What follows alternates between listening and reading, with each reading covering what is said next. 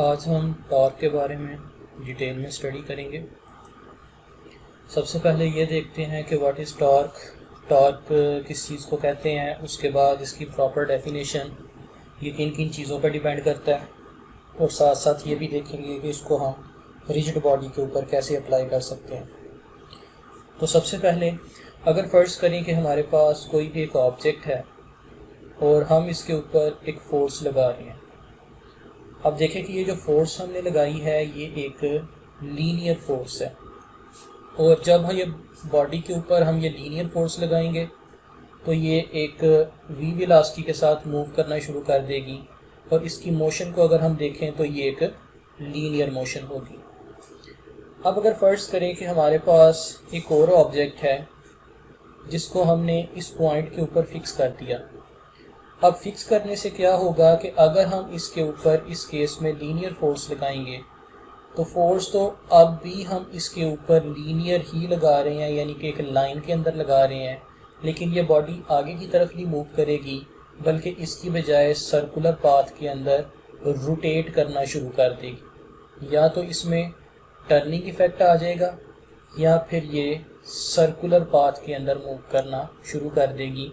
तो यहाँ से हमारे पास टॉर्क की डेफिनेशन आती है कि किसी भी बॉडी का जो टर्निंग इफ़ेक्ट होता है उसको हम कहते हैं टॉर्क, या किसी भी फोर्स का जो टर्निंग इफ़ेक्ट होता है इसको हम टॉर्क कहते हैं। और इसका एक दूसरा नाम भी होता है जिसको हम कहते हैं मोमेंट ऑफ फोर्स। तो यहाँ से हम टॉर्क की डेफिनेशन जो है वो लिख सकते हैं। टॉर्क को हम कैसे डिफ़ाइन करेंगे? The turning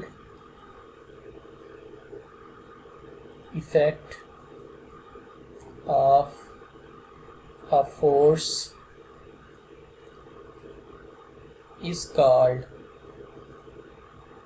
torque। मतलब अगर हम किसी भी बॉडी के ऊपर फोर्स लगाएं और फोर्स लगाने के नतीजे में अगर उसके अंदर टर्निंग इफ़ेक्ट आ जाए, यानी कि वो रोटेट करना शुरू कर दे, तो उसको हम कहते हैं टॉर्क या फिर मोमेंट ऑफ फोर्स। जैसे इसकी बहुत ही एक आसान सी एग्जांपल है कि फ़र्ज़ करें कि आपके पास कोई भी एक डोर है। जब आपने इस डोर को ओपन करना हो या क्लोज़ करना हो तो आप इसके हैंडल से पकड़ के इसको ओपन या क्लोज़ करते हैं। तो जैसे ही हम उसके ऊपर फोर्स लगाएंगे तो वो एक पॉइंट के गिर्द रोटेट करना शुरू कर देगा। तो इस चीज़ को हम कहते हैं टॉर्क या फिर टर्निंग इफ़ेक्ट ऑफ फोर्स। अब टॉर्क को स्टार्ट करने से पहले आपको उससे रिलेटेड जो है वो कुछ चीज़ों का पता होना चाहिए। उन चीज़ों का पता लगाने के लिए हम यहाँ पे जो है वो एक छोटी सी जो है वो एग्ज़ाम्पल लेते हैं। फ़र्ज़ करें कि हमारे पास कोई भी एक नट है। नट को ओपन करने के लिए या इसको क्लोज़ करने के लिए हम स्पैनर का इस्तेमाल करते हैं। आप लोगों ने अक्सर देखा होगा कि जो अक्सर मैकेनिक्स वगैरह हैं वो एक स्पैनर जो है वो इसका इस्तेमाल करते हैं नट को ओपन करने के लिए या क्लोज़ करने के लिए। अब अगर हमने इसको ओपन करना है या क्लोज़ करना है तो हम या तो फोर्स इस डायरेक्शन में लगाएंगे या फिर फोर्स अपवर्ड डायरेक्शन में लगाएंगे। आप देख सकते हैं कि जो फोर्स है ये इस लाइन के ऊपर ही लग रही है। तो जिस लाइन के ऊपर फोर्स लग रही है इसको हम कहते हैं line of action of force. यानी कि जब किसी भी बॉडी के ऊपर फोर्स लगाई जाती है तो जिस लाइन के अलॉन्ग वो फोर्स लगाई जाती है उसको हम नाम देते हैं line of action of force का। अब फोर्स लगने के नतीजे में बॉडी इस पॉइंट के गिर्द जो है वो रोटेट कर सकती है। तो जिस पॉइंट के गिर्द बॉडी रोटेट करती है उसको हम कहते हैं उसका एक्सिस ऑफ रोटेशन।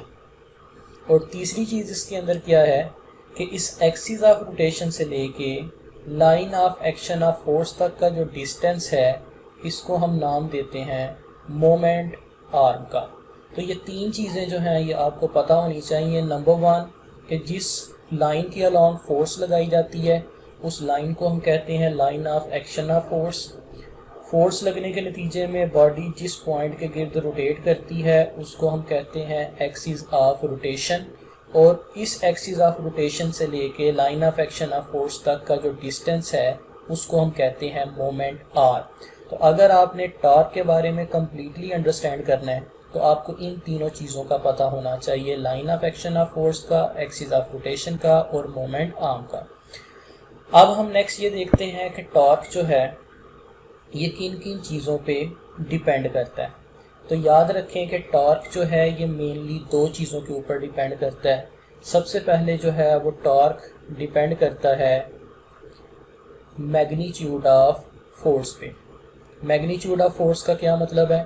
फ़र्ज़ करें कि हमारे पास वही एक नट है जिसको ओपन करने के लिए हमने एक स्पैनर का इस्तेमाल किया। अगर आप फ़र्ज़ करें कि इसके ऊपर कम फोर्स लगाते हैं तो इसके अंदर कम टॉर्क प्रोड्यूस होगा, अगर ज़्यादा फोर्स लगाते हैं तो टॉर्क भी ज़्यादा प्रोड्यूस होगा।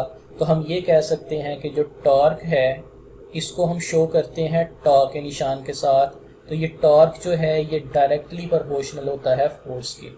डायरेक्टली प्रोपोर्शनल का क्या मतलब है कि जितना हम फोर्स के मैग्नीट्यूड को बढ़ाएंगे उतना ही टॉर्क के मैग्नीट्यूड में भी इजाफा होगा। और दूसरा जो है वो टॉर्क डिपेंड करता है मोमेंट आर्म पे। इसका क्या मतलब हुआ? फ़र्ज़ करें कि हमारे पास एक ये नट है, इसको ओपन करने के लिए हमने एक स्पैनर का इस्तेमाल किया और हमने एक और नट को ओपन करने के लिए एक ऐसे स्पैनर का इस्तेमाल किया जिसकी लेंथ जो है वो काफ़ी ज़्यादा है। अब आप देख सकते हैं कि जो ऊपर वाला स्पैनर है इसका मोमेंट आर्म स्मॉल है और जो नीचे वाला स्पैनर है इसका मोमेंट आर्म ज़्यादा लंबा है। तो जितना मोमेंट आर्म ज़्यादा होगा उतना ही टॉर्क भी ज़्यादा प्रोड्यूस होगा। तो हम कह सकते हैं कि टॉर्क जो है ये मोमेंट आर्म के भी डायरेक्टली प्रोपोर्शनल होता है। तो इसका मतलब ये हुआ कि टॉर्क जो है ये दो चीज़ों के ऊपर मेनली डिपेंड करता है। एक ये डिपेंड करता है फोर्स पे और दूसरा ये डिपेंड करता है मोमेंट आर्म पे। तो इन दोनों चीज़ों को अगर हम कंबाइन करें तो हम टॉर्क का फार्मूला जो है वो लिख सकते हैं। और वो कैसे लिख सकते हैं कि फ़र्ज़ करें कि हमारे पास जो टॉर्क है वो चूँकि दो चीज़ों पर डिपेंड करता है तो ये असल में प्रोडक्ट होगा मोमेंट आर्म और फोर्स का।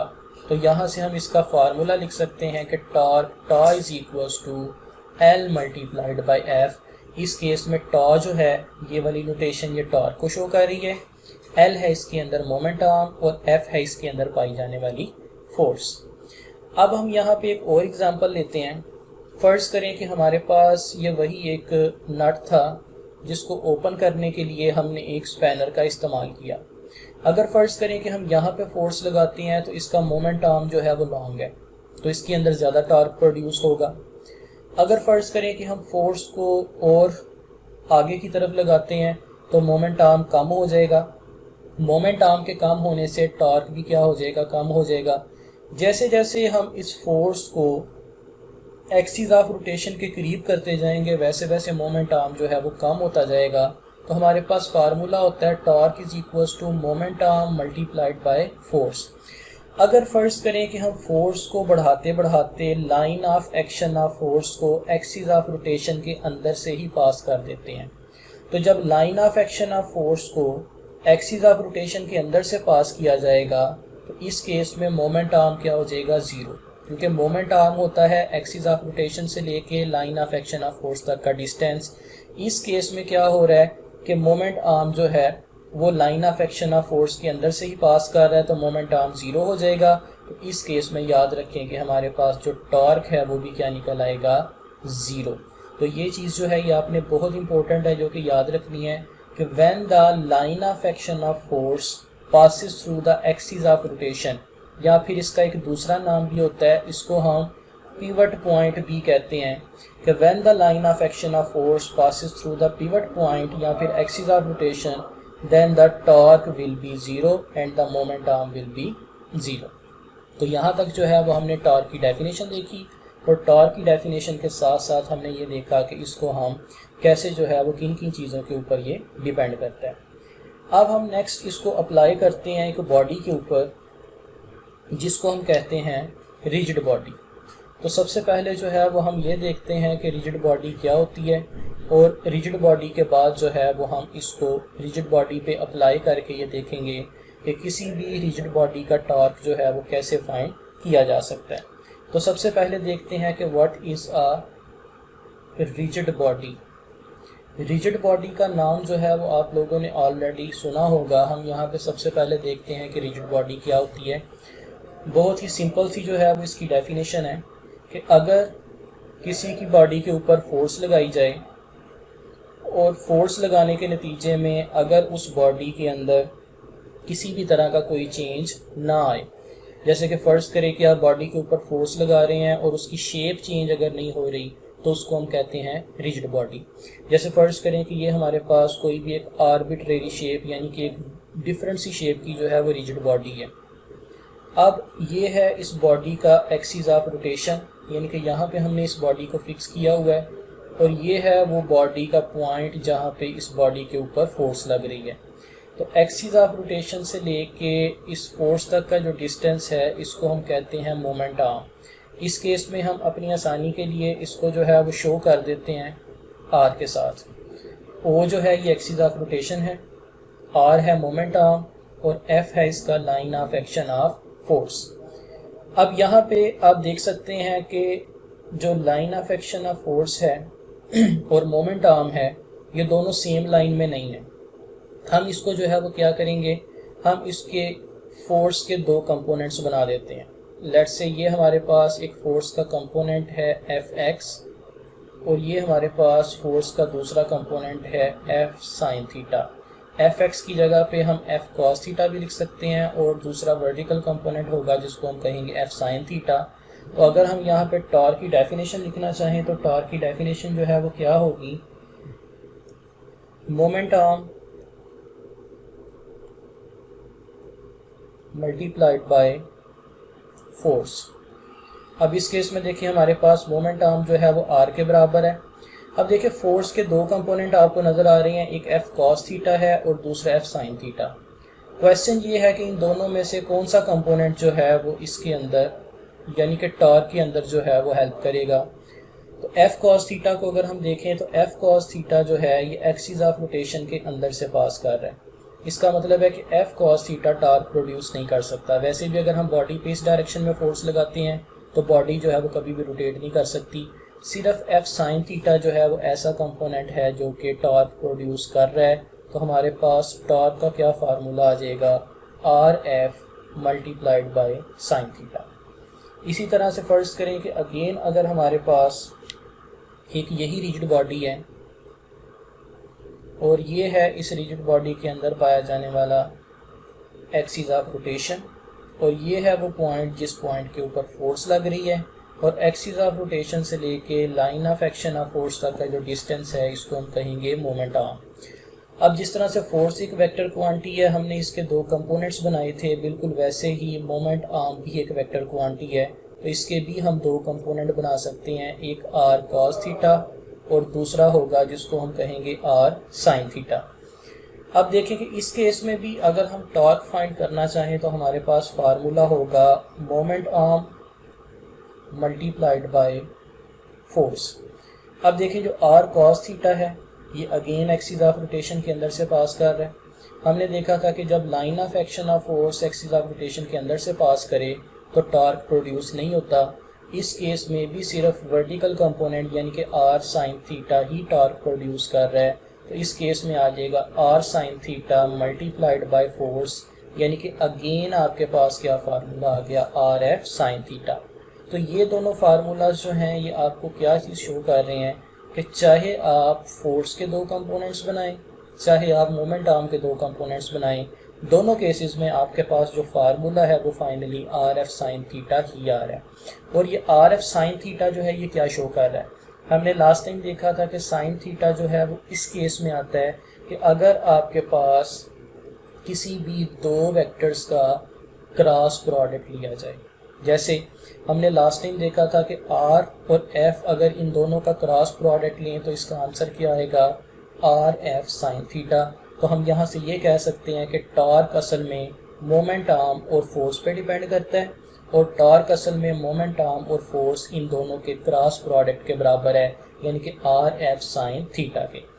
अगर हम दो वेक्टर्स का क्रॉस प्रोडक्ट लें और उसका आंसर भी वेक्टर आए, इस केस में जो है वो हमारे पास एक यूनिट वेक्टर भी आता है। तो हम इसको लिख सकते हैं R F sine theta N hat. N hat जो है ये डायरेक्शन को शो करता है, यानी कि रिजल्टेंट की डायरेक्शन को, और रिजल्टेंट की डायरेक्शन जो है वो हम निकाल सकते हैं राइट हैंड रूल के साथ। ये चीज़ जो है ये हमने वेक्टर और क्रॉस प्रोडक्ट वाले टॉपिक में पढ़ी थी कि फर्स्ट वेक्टर को सेकंड वेक्टर की तरफ कर्ल करें, जो आपका रिजल्टेंट वेक्टर है उसकी डायरेक्शन जो है वो इन दोनों वेक्टर्स के परपेंडिकुलर पाई जाएगी। तो अगर आपसे कोई पूछे कि टॉर्क की डायरेक्शन जो है वो किस तरफ पाई जाती है, तो आप ये बताएंगे कि टॉर्क की डायरेक्शन राइट हैंड रूल से निकाली जाती है और इसकी डायरेक्शन होती है perpendicular to the plane containing R and F. अब लास्ट में जो है वो हम इसके अंदर देखते हैं कि टॉर्क यानी कि R F sine theta N hat, इसका फार्मूला क्या होता है, इसका यूनिट क्या होता है। फोर्स का यूनिट होता है न्यूटन और मोमेंट आर्म का यूनिट होता है मीटर। तो टॉर्क का जो यूनिट है ये हमारे पास होगा न्यूटन मीटर। और याद रखें कि टॉर्क जो है ये एक वेक्टर क्वांटिटी है और इसकी डायरेक्शन जो है वो किस तरफ पाई जाती है, आर और एफ इन दोनों के परपेंडिकुलर डायरेक्शन में, यानी कि जिस प्लेन के अंदर आर और एफ पाया जाएगा इन दोनों प्लेन के परपेंडिकुलर डायरेक्शन में हमारे पास टॉर्क की डायरेक्शन पाई जाएगी। लास्ट में जो है वो एक चीज़ आप लोगों ने जहन में रखनी है कि टॉर्क और फोर्स ये दोनों ही एक दूसरे के रोटेशनल एनालॉग हैं। रोटेशनल एनालॉग, इसका क्या मतलब होता है, जो काम लीनियर मोशन के अंदर हम फोर्स से लेते हैं वही काम रोटेशनल मोशन के अंदर टॉर्क से लिया जाता है। या फिर आप ये कह सकते हैं कि जो काम लीनियर मोशन में फोर्स करती है वही काम रोटेशनल मोशन में टॉर्क करता है। तो अगर हम देखें तो फोर्स और टॉर्क ये दोनों ही एक दूसरे के रोटेशनल एनालॉग हैं, यानी कि रोटेशनल काउंटर पार्ट है। तो ये था आपके पास टॉर्क के बारे में जो है वो कंप्लीट डिटेल। तो इस चीज़ को जो है वो आपने अच्छी तरीके से समझना है। अगर इसमें से कोई भी क्वेश्चन हो तो वो आप लोग पूछ सकते हैं।